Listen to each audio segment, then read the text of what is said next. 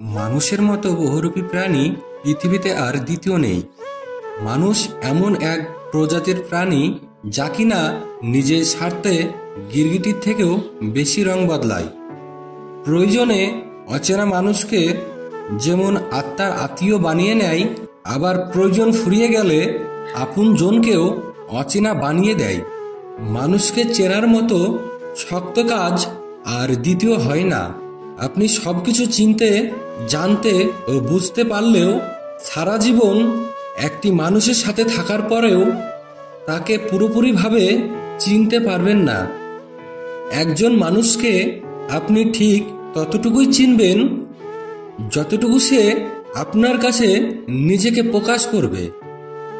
মনে রাখবেন, মানুষ সর্বদা মুখোশ পরে থাকা প্রাণী। সে নিজের যখন মুখোশটা আপনার সামনে উন্মোচন করবে, আপনি তার সে রূপটা তখন দেখতে পাবেন। মানুষের আসল রূপ দেখা প্রায় অসম্ভব একটি ব্যাপার, কেননা সে সময়ে সময়ে নিজের খেয়াল খুশি প্রয়োজন অনুযায়ী আদল বদলায়। আপনি 90% মানুষকে যাকে যত কাছ থেকে দেখবেন, তার কাছ থেকে ততই দূরে সরে যাবেন। আর এটাই বাস্তবতা।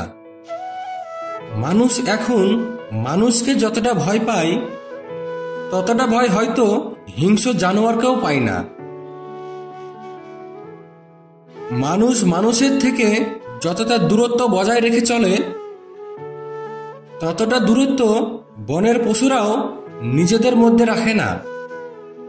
আজকাল লজ্জা লাগলেও বলতে দ্বিধা হয় না। ছোটবেলা থেকে শুনে আসছি, কুকুর একবার যার নুন খায় সারা জীবন তার গুণ গায়, আর মানুষ একবার যার উপকার পায় পরের বার তাকেই বাস দেয়।